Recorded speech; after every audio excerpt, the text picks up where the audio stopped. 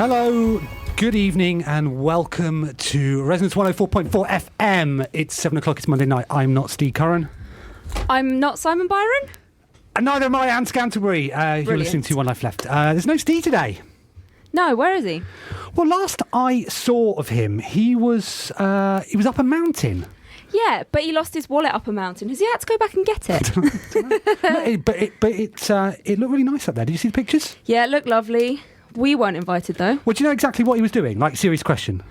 Yeah, he was doing a talk somewhere around there, and then these people took him up a mountain, and I assume threatened that they would push him off the mountain if he didn't show them his next talk for next year. Right. So he did, and then he seemed to enjoy it. But then you know him; he likes threats.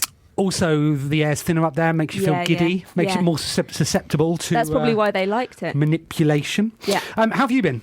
I've been great. We were just saying, haven't seen each other for ages. See you forever. Congratulations on Anne Life Left. Thank you. It was really good. Genuinely really good. But... Well, I'm very pleased for you and everything like that. I just didn't like some of the comments I felt were a little bit overboard from the listeners. Really? Well, saying that, that you could do without Steve and I and... Wow. I mean, I could, but do I want to? That's a good question. Did you enjoy doing it? Yeah, it was lovely. Everyone else happy? Everybody on the show was fantastic. So we don't need to do that sort of thing again for a while now. Now that you've got it out your system, is that right? We'll leave it for a little bit. You know what they say, Simon. Once you stray, you never truly come back. Well, welcome back. How are you? What have you been up to? So I went to Canada. Uh-huh. I checked that out. It's still doing very well. Still doing okay. And then last week, we had a lot of things happened, didn't they, last week, that we had to short-term notice cancel. Yeah. But things are looking up. Things are looking much better this week. Exactly. Fortunately, it's not just you and I in the studio. No, thank goodness. This would be terrible otherwise. Terrible radio. We're delighted to be joined tonight by Christos Reid from Failnaught. Hello, Christos. Hello. How are you? I'm very good. Thank you so much for coming on. You are most very welcome. You came on in short notice as well, didn't you? Because we had a bit of an issue with the guest that we had agreed. She's not feeling very well. No. Get well soon, Hope Emily. she's better for Wednesday. Hope you're better for Wednesday. But Christos, you stepped up. It is. Now, do you know who has previously volunteered to an emergency request via our Twitter? Ooh, my guess would maybe be Pip. She would never be an emergency, would she, Pip? She's always top of our list. She's flown in straight out. So no, guess again. Bear in mind we do have an hour. This will be the show. I don't know, Mike. It was Mike Bithell. Yes. Mike Bithell. Now, when he sat where you are, he was a nobody. Genuinely. And we are not saying that you're a nobody. No. We're saying you've already got a flying start on this. You're not claiming to be kingmakers. Yes, we are. You've never listened to the show. You told me you had listened to the show before. Mike stepped up and look at him now. I'm sure that he'll crop up in our topic of conversation shortly because I believe you have connections with the Biff. So we'll be speaking to you shortly. We've got a couple of features. We're going to try and call Cara. Yeah, we're going to get about 7:30 for a weather report. Yeah, just a quick update because last time we spoke to her, Christos, she was in your seat there, and she had to leave the country. So, so this could go one of two ways. Who knows? Not liking a narrative here, if I'm honest. Right, let's crack on with the show and start as we always do with Anne's news.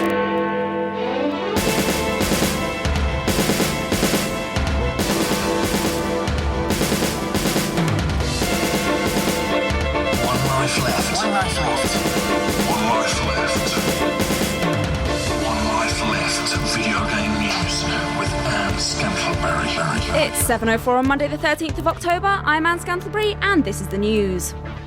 Get out your checkbooks, Unity might be up for sale. The super popular development platform has been circulating a presentation outlining the value of the business to companies including Google, according to a report by CNET. Unity has over 3 million registered users. The company has yet to comment on this unconfirmed rumour, but hopefully a One Life Left top news story will force them into saying something. You mentioned before we came on air that your news this evening features the worst joke you've ever written. Yeah. Was it in that one? Still to come. Still to come. So I missed this. I was surprised to see everybody's just suddenly starting to talk about Unity being for sale. Yeah. They're not very discreet then, are they? Well, okay, think about it. You're on the market. You want to get out there. You want to get the best possible offers in. You don't necessarily want to be super discreet. You want people going, hang on a minute. Google's interested. Google. Do you though, That's or do you go? Well, look, nobody's offered to buy us, so we've had to put together this PowerPoint which outlines how many users we've got and all of that sort of stuff. Christos, are you interested in buying them? Oh, if I could afford it. How Nice. much? So was there an indication on price there? Anne? No indication on There price. was quite a nice idea, actually. I think if someone figured out if everyone could get together a certain amount of money, all the indies could buy it, and then they could just make it open source, which I think was sounded pretty great. Okay, so the movement starts here. Yeah. Yeah. Yeah. How much are you prepared to put in them? I don't know. It sounds like quite a lot of piggy banks, if I'm honest. Why do they need to be? Why are they up for sale? What advice have they seen? What Mojang's got? Are they like, look at what we've created? If we flog it to someone else, we can move on like he's done. Do they just want to sit in their Sorry, pants Notch, too? I should say. Well, yeah. What's the reason for this? Has anybody speculated? No. Nobody speculated, so let's get going. And why do Unity want to be bought? Because money is awesome, and if you don't have to work for it, it's so much better. Christos, why do Unity want to be bought? I would imagine possibly the only reason I could think of is that they're not actually making as much money behind the scenes as they might be presenting themselves as doing. Interesting. That's an official view from an indie developer there. Right, well, we'll have to... that's what's known in the trade as a developing story, Anne, isn't it? Yeah, we'll come back to this. Keep an eye on that for us. Newsagent shelves in the UK are saying ciao Mario, as the official Nintendo magazine is to shut, with the latest issue being its last. Nintendo has said that it will focus on Nintendo Direct broadcasts, its social media channels and events to communicate with customers. This marks the end of more than 20 years of officially licensed Nintendo publications in the UK. No joke? No joke there. No, okay. Because that is no joke, Simon. Sad news, this. Yeah. I was working at EMAP when Official Nintendo magazine launched, actually. What did you give the date that it launched then? No. No? It was 92. Yeah, no, yeah, you're right. It was 1993, something like that. Yeah. I know the Future was saying... claiming that it started much later. Yeah, it came with a fantastic Game Boy keyring. Oh, yeah? Yeah. Working at EMAP then, you used to get all the magazines for free, so we just ripped we had loads of Game Boy keyrings then. Yeah, and it was the first official magazine. It really mixed things up again. So sad to see it go, but was it inevitable? Magazines are dead, aren't they? Yeah, so the theory goes. But it was interesting with Nintendo's... It was interesting that the quotes come from Nintendo, right? Saying, well, all right, guys, we're... Obviously, it was Future that owned it. They licensed it from Nintendo, but saying, all right, gang, don't worry, we're going to talk to you directly now, thus cutting out journalists. Oh. It is... Yes, it seems slightly odd that they've gone, okay, and how we're going to communicate with you is... This is how we're going to do it now. Non-traditional media, like this is emerging media, so it's going to be broadcast, it's going to be social media, and it's going to be live at events, and that's how we're going to communicate with you, and not on a monthly basis, not with articles or anything like that. With free Game Boy keyrings. We want to talk directly to you. Give us your phone number. Speaking of magazines being dead, I'm going to put this photo on our Twitter page because we are multimedia. Okay. Cross-media. Of course, transmedia. I saw this picture coming out of outside a flat the other day. Really sad. It's a whole stack of PC gamers. Just in a ripped recycling bag, just spilling out onto the pavement. Were they all the same issue? No, it seemed to be someone's full collection. It's interesting about that. That PC gamer is the Knights of the Old Republic 2 review. Yeah. Did Kieran Gillen write that? Oh, Kieran. Disney has removed Tiny Death Star from the App Store and Google Play without letting developer Nibblebit know. Disney has confirmed the removal, saying it was done so that it could focus on priority titles like Star Wars Commander. The game is still available on the Windows Store. Tiny Death Star was made by the same team who made Tiny Tower. The studio told Game Informer, "Suffice to say that if you're a developer looking to partner with Disney, this might not be the partnership you're looking for." We asked Yoda for comment, but he mumbled something unbroadcastable backwards, and it was nonsense yet again. Was that a joke? Yeah, no, that was... Sorry. Wow, Yeah. that's... crikey. Yeah, you probably shouldn't do that, should you? There's a lot going on in that news story. Yeah, another thing, so the developer said, this is actually quite a big bit of income for us. Yeah. They've just kind of taken it down and now it's not really coming back in anymore. That sucks, Disney. My wife spent an awful lot of time playing that. Really? I'm not sure how much she spent on it. But, well, that's interesting, right? Because that shows sort of contempt for their consumers. Yeah. Certainly contempt for their partners. Yeah. Definitely contempt for the Windows Store, though. You're like, okay, well, let's get it off Android and iOS. No one will notice if we leave it up there, though, will it? Wow. Yeah. And they're concentrating on Star Wars Force Commander. Have you played that? No. Clash of Clones, as people are calling it, because it's a Star Wars game modelled as Clash of Clans. Oh, is it? And Clones is in Star Wars. Okay. Well, Probably a better joke than your one coming up. Yes, correct. Is it that they're trying to focus on the Star Wars brand on bigger things? Maybe not like a sort of tower game. First of all, why do they have to concentrate on this apart from loading up in the morning and seeing how much money they've made? Oh, we raked in a little bit of money there. But that's distracted me. None on Windows Phone again. So that seems odd. Secondly, so what? I presume they've not taken Angry Birds Star Wars down, have they? No. But so they're able to concentrate on that, are they? Yeah.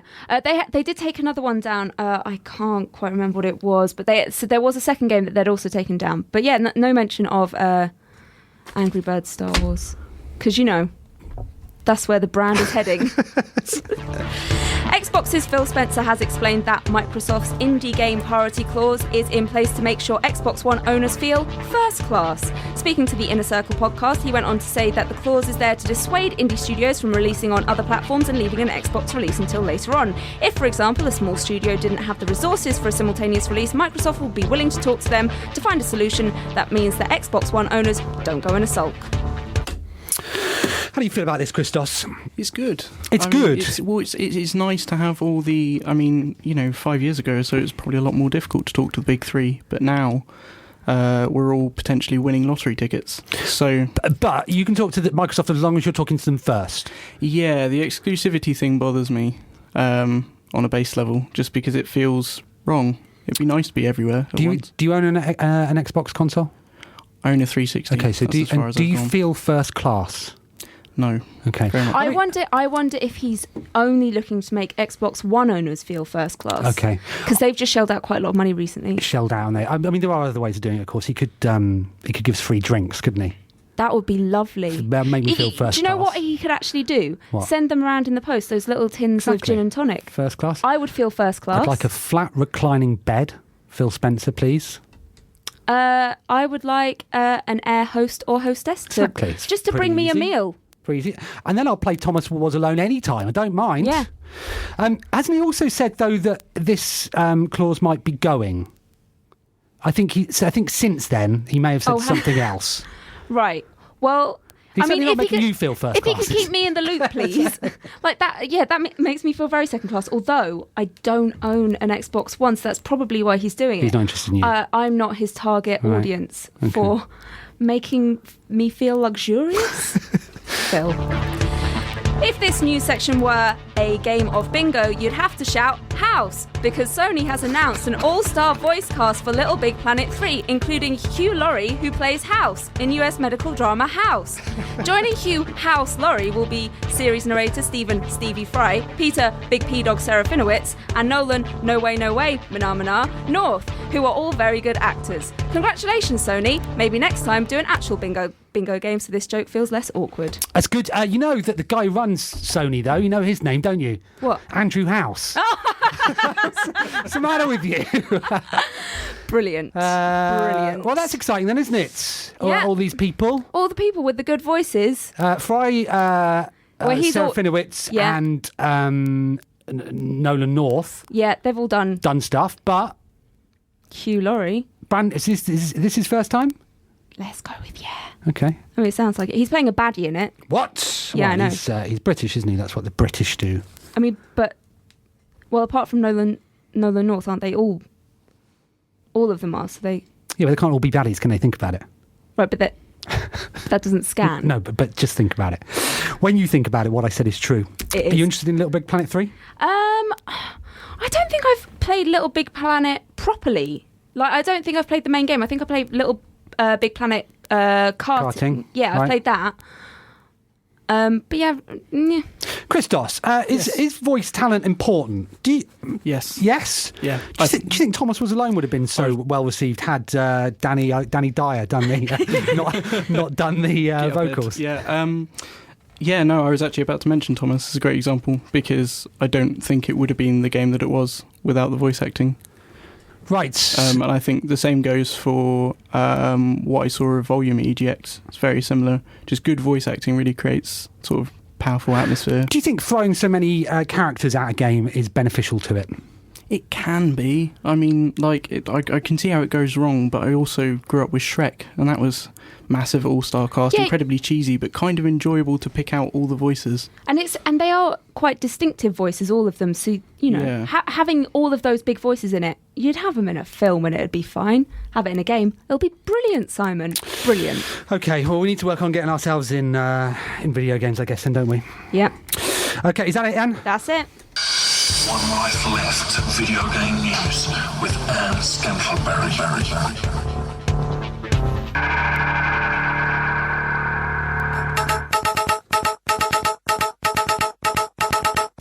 Hello, I'm Sega Badawi and welcome to One Life Left Local News. Viewers are complaining about the standard of celebrities on this year's Strictly Come Gaming. The public are claiming that they haven't heard of half of the entrants in the video game dancing contest and are very upset. A spokesperson for the programme said, "We are very pleased with the calibre of this season's contestants, as they're all from good games.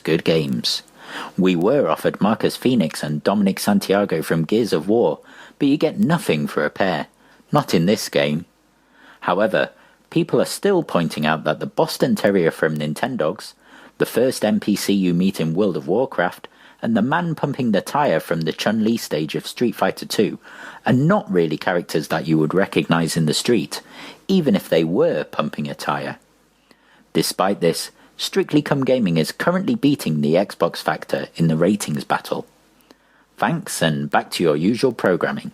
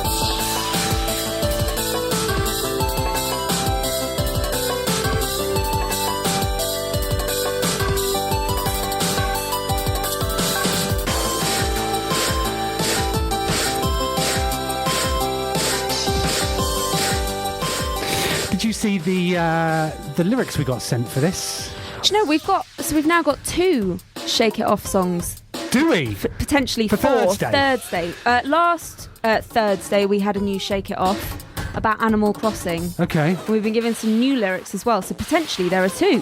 What are we going to do? This one's about Gamergate, isn't it? I don't think you can sing this song too many times. No. So maybe we just have both of them on there. So if you want to come along and sing Shake It Off with us all night. All night long. This Thursday, #Thursday at the Loading Bar in Dalston, 7:30 onwards. It's going to be another great night. Another great night. There's no tube strike. That's good news for us. Yep. Lots of people are coming. Well, I hope so. Make sure that you're one of them. It's going to be an excellent night. So we see you there. Christos, we're going to see you on Thursday. Yes. Are we? Yes, you will. Good. Are you going to sing Shake It Off? I could be persuaded to. I sing it every morning. Let's persuade Do him right you? now. I do, yeah, in front of the mirror in the bathroom. What? Do you? You said that you can't listen to this song now because of Gav Murphy. Is that right? No, I listened to it because of Gav I see. Murphy. Yeah, I saw the EGX video and I've used it as a motivational song ever since. He's very motivational. Were you at EGX? I was, for all of 2 hours this time. Whoa. How long do you think you should be at EGX then? 2 hours. Okay, that's all you need. You've done it so well. So, Christos, you're from Failnaught. Tell us about yourself, because you've got quite an interesting route to what you're doing. Yeah, quite a mix. I started in games journalism when I was 19. How old are you? I'm not sure we're allowed to ask this question legally. How old are you? I'm 26 now. Okay, so you're 7 years. You've been doing that 7 years ago. Yeah. You're a games journalist. Who are you writing for? So I started by interning for IGN UK. How was that? It was good. What do they make you do? They had me rewrite Rupert Murdoch's online biography at one point. That was the weirdest job I had. What for mischief? Did you sneak anything in there? No. Christos. Just a small copywriting gig. Right. It was a bit scary. So when you say rewrite, do you mean update or rewrite? Just kind of tweak it, make it sound sparkle. better. Yeah. Interesting. So that's what they make their interns do. Do you think they make every intern do that? I don't Until know. Rupert Murdoch's biography is perfect. I'm not sure. I was the first, apparently, because no one had ever asked before. Okay. So you're at IGN and then you went to... I went and freelanced because I was actually in my summer break while I was at university. And I freelanced for IGN and The Escapist. And I wrote for a bunch of other places, started a few podcasts and just sort of kept ticking along. Hold on a minute. Started a few podcasts. A few? We have enough with one. Exactly. So you now make games. Tell us how you got into that. Two of my friends were having a conversation on Twitter about how we were always reviewing games and none of us had ever actually made one, and how that didn't really seem very fair. So what they wanted to do is a National Novel Writing Month style challenge of it's a month, you make a game, you have to do it by yourself, you have to teach yourself how to do it. So we all thought, yeah, we'll do it. So the first Game Journo Game Jam was born. Okay, when was this? This would have been probably about 3 years ago, 4 years ago. How old were you then, just so we can update our records? Earlier 20s. Early 20s, okay. Be permanently 21 if I had the choice, but there you go. This is just for your biography. Yeah, grey hairs. Okay, so how do you start that then? What did you do? Could you program? No. I don't really write code. I used Stencil, which is kind of like Game Maker in that you can it's almost like a Lego brick approach to doing the code side, and it meant that I could focus on doing the art and the music and the writing and everything else. Okay. So I decided to force myself through it. I was the only one that wasn't freelancing at the time, so I was obviously then the only one that finished. Right. And I put it up on Newgrounds, and I thought, it'd be nice if it gets 1,000 views, and then it got 1,000, then it got 10, then it got 40, and then other sites started posting it. I thought, well, I should probably do it more often. What was the game? It's called Hug Marine. Okay. And that sounds lovely. Yeah, it was about a space marine that lands on strange alien worlds and encounters aliens for the first time, and he hugs them to embrace them into like the galactic family rather than shooting them in the face. That's nice. Yeah, so the result was I got a lot of feedback from parents that really enjoyed playing it with their kids. Actually, one person left a Newgrounds review that said, yeah, I played your game and then I went and I hugged the emo girl at school. She's hot. And I thought what was really weird about that review was just the fact that he had played a game about hugging people that were different to him and then had gone into school and found the one person that he didn't identify with and given them a hug. Wow. Did that go well for him? Did you find out? Or I don't know. It's impossible to follow this stuff up, I find. yeah. So after Hugmarine, you made a few other games? I did, yeah. I sort of kept making little bits and bobs. I made like loads of prototypes to kind of teach myself how to do different stuff. Still in stencil? Yeah. Okay, and is that what you use now? Yes, although I'm slowly transferring over to Unity by blackmailing my flatmate into teaching me how to do it. You could just buy it. Just buy it. Just buy Unity. I could just buy the whole thing. Yeah. Use, and then just employ Notch. Use Game Maker. Because it's better. I know. I've been kind of trying to push myself into crossing over, just because it can export so many different platforms. Yeah, and then the compiler's coming with other export. I use Game Maker. I was going to say, I was wondering if you work for Yo-Yo Games. I don't work for them. No, I'm a big fan of them. But your games that you've been making have they're not common in terms of exactly what they're talking about, but they have a sort of common theme, don't they? Is that right? Yeah, a lot of the stuff I make is about my life. So Hugmarine I never really put too much thought into, and I was talking to my girlfriend at the time about it, and she said, do you ever think there's a connection between the fact that you have a lot of anxiety issues around physical contact and things like that, and you've made a game about hugging people from inside a spacesuit? And I kind of thought about it. Actually, we broke up and I made a game that was an endless runner called Escape Pod, right? Where you kind of fly through space away from something that was sad. I made a game that was an open letter to my mum, which is probably the one that is like the most strongly associated with autobiography. So I came out to my mum, who's very religious, and she kicked me out of the house. So I was kind of sat there a few months later at night in front of my laptop, and I was kind of I hadn't really emotionally processed any of it. And then I just sort of got the urge to kind of make something, because I've always kind of felt that art is kind of saying stuff without saying it. So I sort of grabbed my laptop and I put it together and I sort of got it out of my system, and I made this game about how she made me feel and how my life was going to go. And then I kind of sent it to the press and it kind of took off from there, really. Did she play it? I don't know. My dad has seen it. It was possibly the most interesting dinner we've ever had. We went to a really nice restaurant, and I had a printout with me from Indie Static, and I said, you know, I make games, Dad? And he went, yeah. I said, well, I've made a new one. And he said, oh, really? And I was like, yeah, it's about Mum. And he was like, oh, okay. I kind of slid this bit of A4 paper across the table. He thought it was very interesting, which is great. He's always been very supportive, which is nice. Yeah. But it was interesting to talk to people about it and the impact that it had on people. I remember US Gamer wrote a thing that kind of said, well, this proves that you can, even if you can't code, you can kind of take these tools and take your life experiences and you can actually talk about them. You get stuff like dysphoria is a very good example, Depression Quest as well. But it's the ability to kind of make it interactive. Like at the moment, one of the things I'd like to work on is a game about having obsessive compulsive disorder. Right. What would be interesting about that is to have people interact with it. Yeah. And of course, after all those mechanics, they can go, well, that's really annoying. It's really hard. And you can go, well, yeah, exactly. Right. But it's that interactive element that I think helps kind of have someone absorb an experience, but actually understand what it's like almost from a mechanical perspective. Wow. Well, it is putting people in. So if you're making these autobiographically, it's putting people in your shoes, and letting them sort of work through the things that you've had to work through. And like, it wasn't Depression Quest; it was something else that we played for when we did the book club thing. It was the top-down made in RPG Maker, wasn't it? About depression. That really just it was incredible being in that position and just feeling like the relentless slog of it.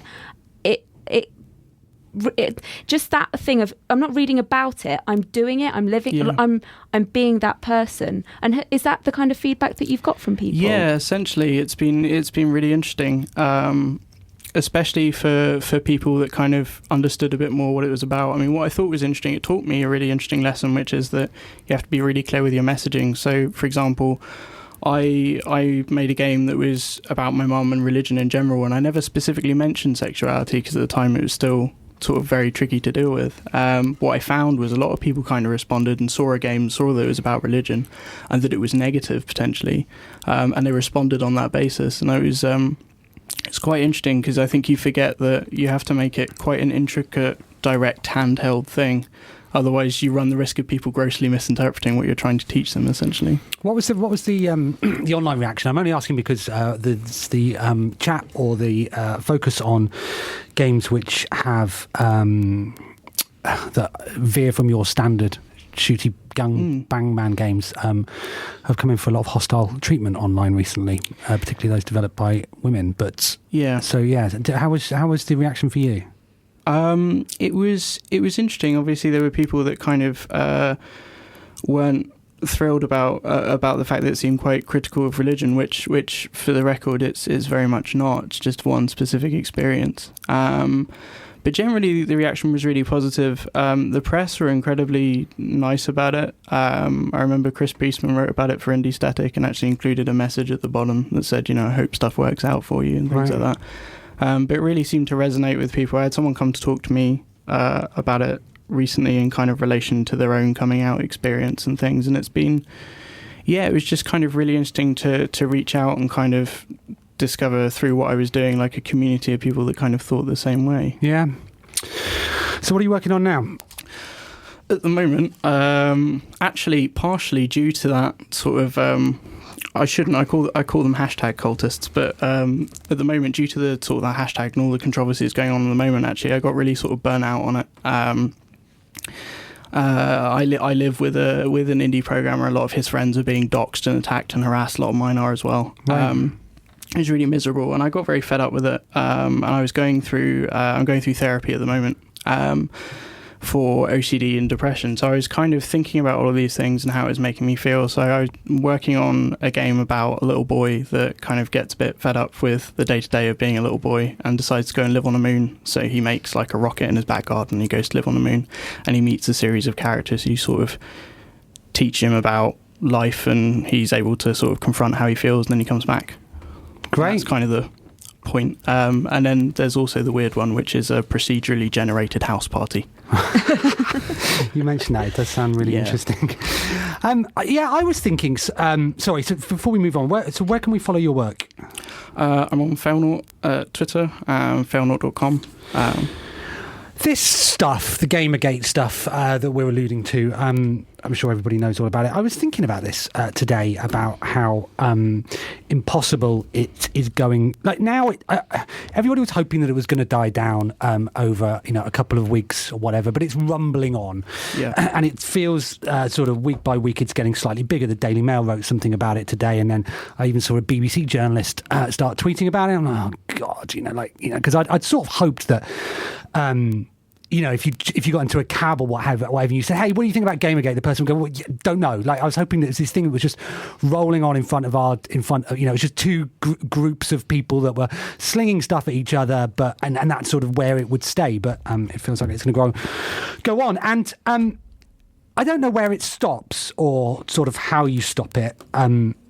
There's no question that it needs to be stopped. So I was wondering whether we should sort of try and flip it.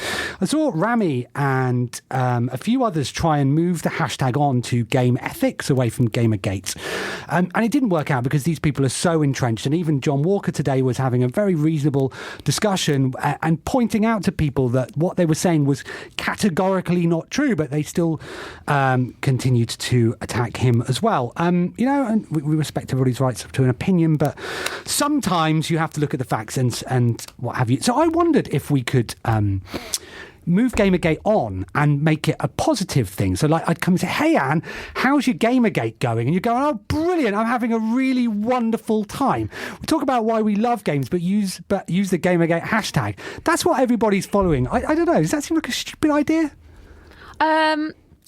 It's just whether people have enough time and energy to drown them out because it's relentless.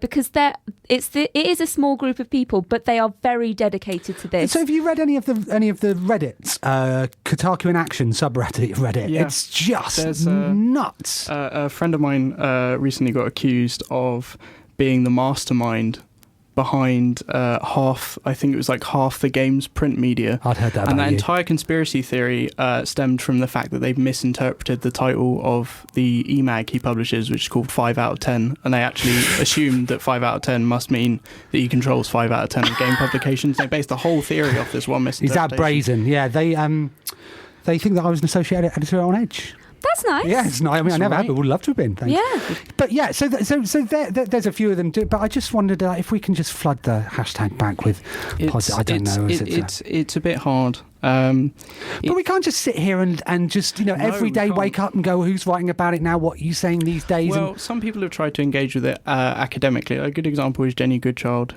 Who's a friend of mine who went on to Twitch and she was like, all right, okay, if you guys want to have a serious academic discussion about it, let's do it. And she is a games and sort of pop culture academic. So she was like, all right, well, let's do this formally. And she set up a website. She took surveys. She did polls. She published entire conversations between her and the fine young capitalists. Like, she really put the work in. And as a result, she did become like one of the main targets of this entire movement. What was interesting about it was the amount of people actually who are then coming out of the woodwork and having civil conversations with her as well. They weren't as common, unfortunately, as all the nasty stuff. But it was quite interesting because I feel like there's like spatterings of like these people that are just kind of caught up in it, don't really know what's going on, don't really realise that a lot of them are kind of being played. Yeah. So it's good to see them kind of engage. Can you see yourself ever making a Gamergate game? God, they wouldn't know what to think. I have had a game design in me for a while that was about privilege, which I really wanted to do.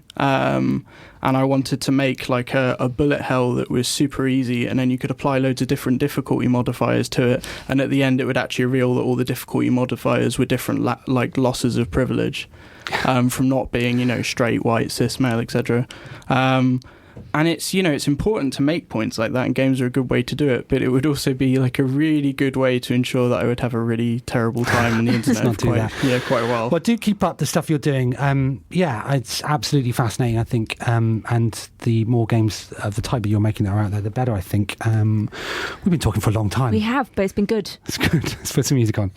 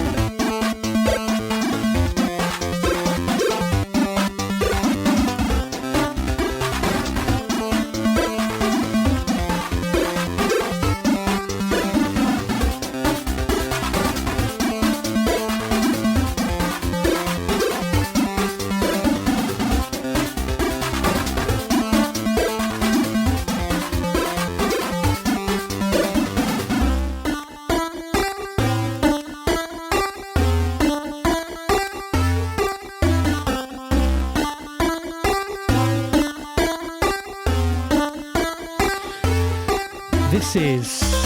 What is this? This is Rockhawk, downloaded from chipmusic.org. Sorry for the slight delay in this. We're just trying to work out how to get hold of Cara. We think we found a way. So Cara Ellison will be coming up with us, with any luck, shortly. But first, let's have a little bit from Dr. Avatar. Dr. Avatar, you're needed in surgery immediately. Avatar, you're the only one that can do this. You're gonna have to operate.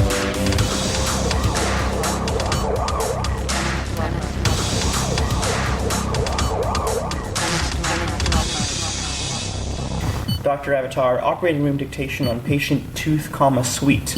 Operative diagnosis, traumatic cervical spine injury with cord compression resulting in poor limb sensation and movement. Estimated blood loss 1500 cc's, OR time 9 hours. Mr. Tooth was evacuated from a nearby destruction derby following a catastrophic motor vehicle collision. 7 shards of glass and 3 pieces of shrapnel were removed in the emergency room, and the patient was placed on cardiorespiratory monitoring in the OR. Making a ventral incision in the patient's neck, the first and second vertebrae were noted to be shattered with significant impingement upon the spinal cord. Decompression was performed with subsequent screw and plate fixation. In addition, Mr. Tooth's skull was dislocated relative to his neck and restored to anatomical position. The patient will be placed in an immobilization collar and transferred to rehabilitation. However, he was noted to still be quadriplegic in the recovery room, and there is no guarantee his status will improve. It goes without saying that his driver's license will be suspended. Ending dictation for patient tooth, suite.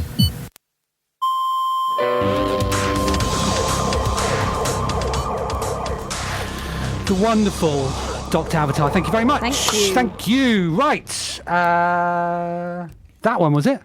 Should be. Hello, caller. Hello? Hello. Cara! Hi. Cara, you're live on the radio. Please do not swear. Okay, I'll try not to. Cara Ellison, welcome to One Life Left. Thanks for. Where are you? I'm in Tokyo. What are you doing there? I'm in a place called Setagayaku. I'm writing about a Japanese developer who's an indie game developer here. Excellent. So how long have you been there? So I've been here since the 1st of October. Okay. I think. And you're literally hopping from developer to developer now, are you? Because I read your last one in Kuala Lumpur, was it? That's right. Yes. Absolutely incredible. What a time it looked like you had over there. Well, it was great. I mean, I didn't really plan the latter half of my year. So the first half of my year was pretty well planned out, but the second half was kind of all over the place. So I guess my friend Cass Kaw, who is a columnist at Rock Paper Shotgun, she suggested that I go to Malaysia and find developers there. So yeah, it was pretty exciting stuff just to be on this side of the world, really. So we were just explaining to our guest, Christos, who sat where I think the last time we saw you was after you'd been successfully funded on Patreon. How's it been then? Has it been as you imagined? Because it's a pretty bold thing just to get rid of all your stuff and travel the world, isn't it? Yeah, I mean, it's been tough. Like, it's actually been much tougher than I thought because... you originally think, traveling all over the world, with just 2 bags and like, it's going to be, what a great time, to go and do that. And it is very exciting. It's really revealing in lots of ways. I'm learning a lot of things, about each place I go and the people I meet. But the thing is, like, you never really get any time for privacy, and you're living on someone else's schedule a lot of the time, and you have to make yourself accommodating because they're giving up their space to have you stay. So it can be a little strange psychologically speaking, I think. Do you set a time to spend with the people that you're embedding yourself with, or do you just sort of see how it goes? Yeah, so I try to spend at least a week. Some people can't even spare a week, so sometimes it's less, but I find that a week is a really good amount of time to get to know someone, and then eventually by maybe day 6 or 7 they tend to open up a little bit more and be more comfortable about telling me things about the way that they think about their work. So that's that's kind of the ideal that I try to aim for. It's not always possible, and I am a massive inconvenience. So 6 or 7 days is how long we would ideally like to do the radio show for as well. Exactly. So, given an opportunity, we would definitely be on board with that. So, what's the strangest thing that's happened to you on your travel so far? Oh my gosh, the strangest thing? Yeah, just like the most unexpected. I mean, I was reading. I mean, I hadn't really thought about the style of writing that you're doing at the moment, and until I was reading the Kuala Lumpur one, and I just thought, what a perfect time to be doing this, because I've not seen any sort of text which is so well integrated with lots of other stuff. So the way that you put videos and sound together to illustrate what was absolutely brilliant. So, but did you set out to do it like that initially, or was it you making it up as you go along, or? I guess I didn't. I mean, I put up a sample post on my Patreon of like the thing I did about Paris, which was kind of like, I guess, what people called creative nonfiction, where I just talked about what I was thinking at the time that things happened to me. But I did also write about how I imagined, like, the Terminator turned up in a motorbike, and obviously that didn't happen.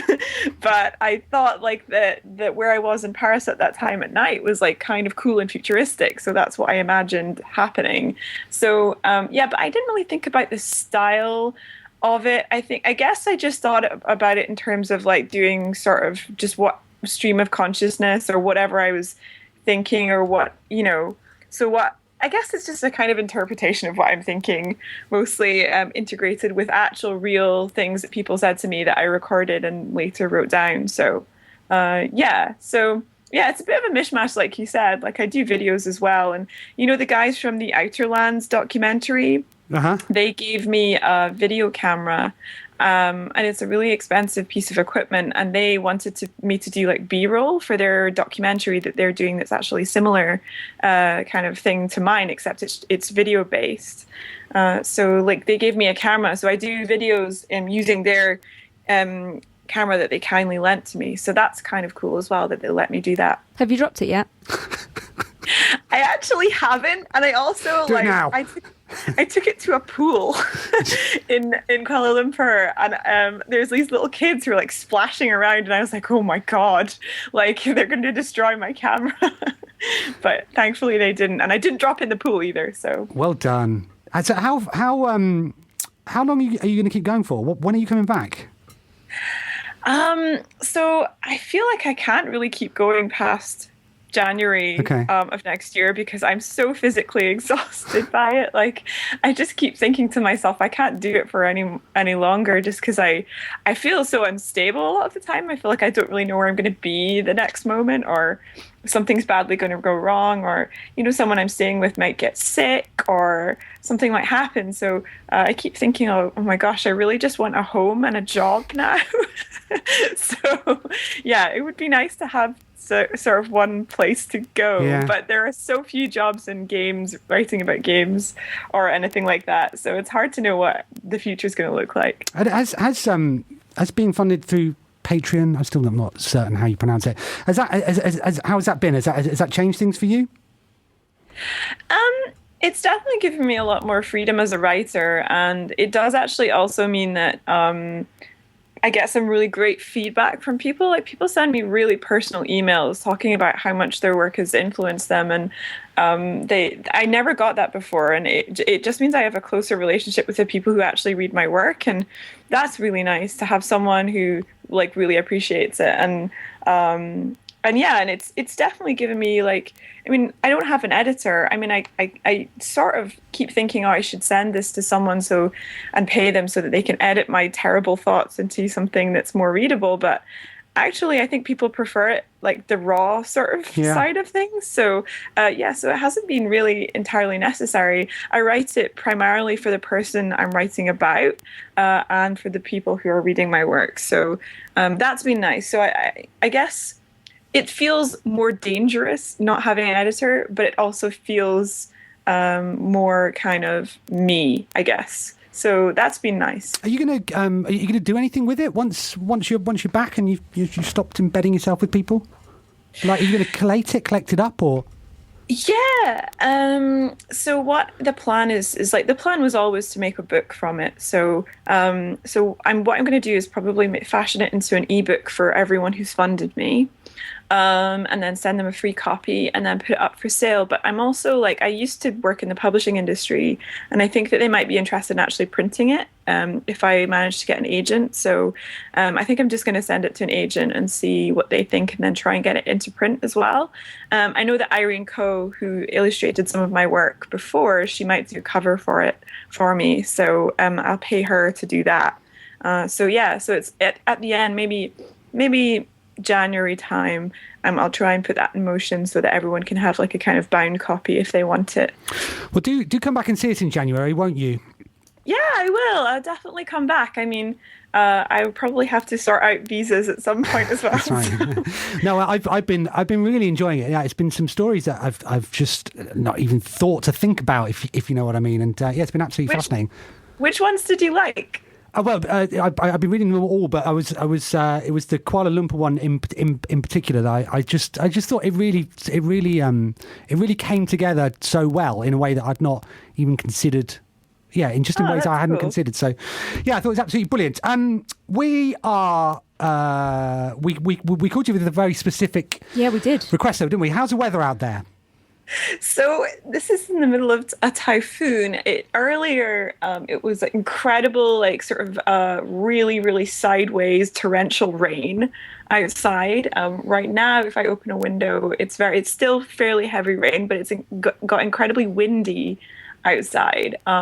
So I think that they said that this typhoon has downgraded from a full-blown typhoon into a tropical storm. Hooray! Hooray! That's exclusive news. You're witnessing right now the change of it from a typhoon, I think its name is Vong Fong. Thanks, Vong Fong. Typhoon Vong Fong into a tropical storm. So, I think it's probably going to finish up tomorrow evening. So we'll see the damage outside. But you know what's the best thing is that we called for Pizza Hut today and made the Pizza Hut guy come and deliver us the pizza. Unbelievable.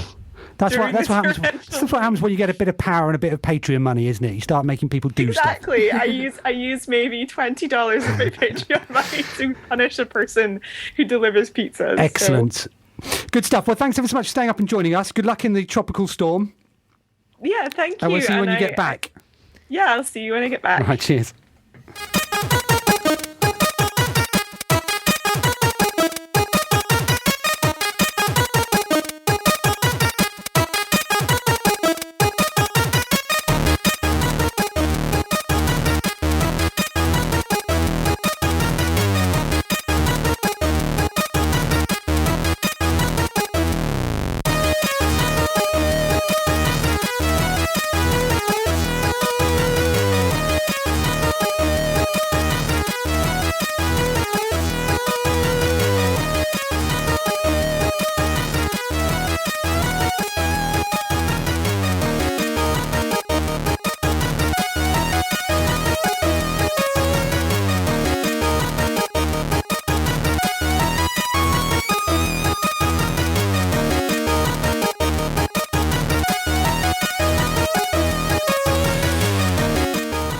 Okay, so it's been brought to my attention. I might have been shouting hello out over the airwaves. I was trying to shout, don't put the faders up, Simon.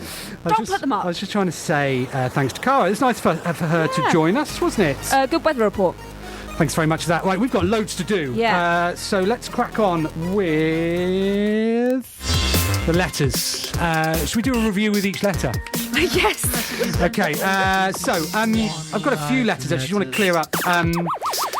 Edgar Sally Pierre Lamy said, hello guys, probably super special guest. I have a great joke for you that you might be able to make into a marioke, which is what we're calling Thursday.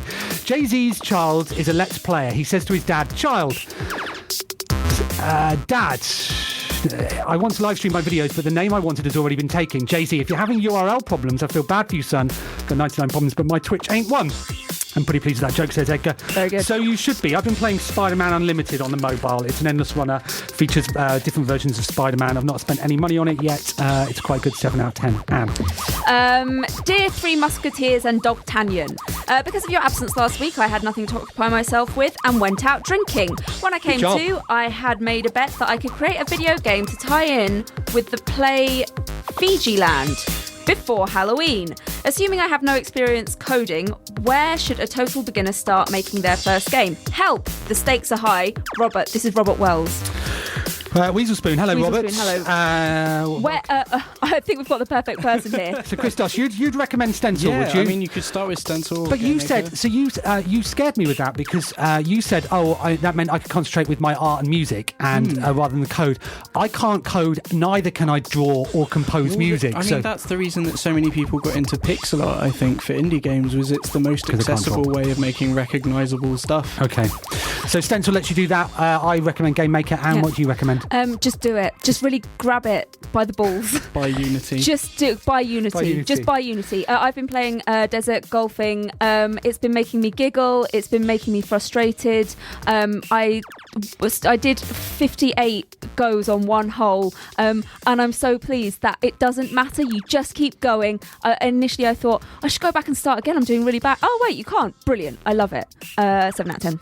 I don't understand it. Desert golfing. I don't. It's because you're an idiot. This next one's from Ben Hall. It says, hello team, and hopefully possibly plus a super special guest. Thank you very much. Yep. As we all know, winning the GMA for best podcast / radio show means that the following year you will no longer have a podcast / or a radio show. So what has happened to Filey reject Guy Cocker? Well, he has not been considered good enough and had to be put into the pretend journalist category, along with the other rejects tainted by the stench of corruption like Simon Parko Parkin, Ellie Gibbo Gibson, Stewie Stuo Stewart and Matthew Windsor O'Castle. I hope Guy is happy with how far he has fallen. Do you have any kind words of advice for the winners of this year's award? Good luck. It's the GMAs this Wednesday. We're going, Anne and I. Steve's not coming. Steve's not, so we're bringing along one of our previous guests, because it's nice to, the people that have dragged us up. Keep it in the family. We're being joined by Edo Fear. Have you? I noticed that Guy Cocker's not in the. He's not up against us. Yeah, poor guy. He's well, I guess things mustn't be going too well for him then. We'll give him a good hug. A good hug and a little conquer. Christopher, what have you been playing? I've been playing Shadow of Mordor, which has taken over all 3 people in my flat. I call it the Plot Twist Simulator 2014, and it's a good bunch of fun, very clever. 7 out of 10. Excellent. James Brophy, thank you so much for your email. We're running out of time, so we're going to save that for next week. I'd just like to address Simon Hoellera, who's written to us twice.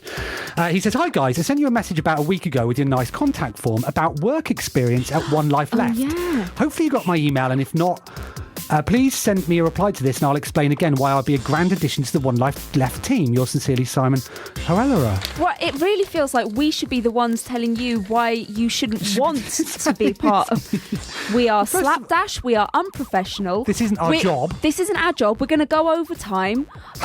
We just had to do the review section and the letter section at one time. If there aren't 3 of us around the desk, we can't work it. Simon was shouting hello over music. But really, if after that you still want to come and... Simon, you'll be welcome to join us for a night, but we don't want you here for ages. No. Do we? We've not got that much to do. With our day jobs and stuff, so yeah, please do come. Right, thank you very much for your correspondence. Christos, thank you so much for coming in. Yes. You're more than welcome. What a phenomenal guest, I have to say. You answered the call. Absolutely fascinating to talk to you. Keep up the good work. Cheers. And hopefully, we're going to see you on Thursday, aren't we? And in fact, we might see you on Wednesday. Yeah. Yes. Brilliant. Because you're going to the pre-GMA drinks, is that right? Yes, I am. Cool, we'll see you then. Well, I hope we're going to become firm friends over time. Yeah. So do I. Thanks, everybody, for listening. Yeah. Sorry about the running over and everything. We haven't actually run over. Oh, no, unless you start the theme tune very soon. We'll be back next week. So we'll see you on Thursday at Thursday. We'll see you on Wednesday at the GMAs. We'll be disappointed by one and ecstatic about the other next week, I'm sure. Thank you very much for listening. See you, bye. Bye-bye.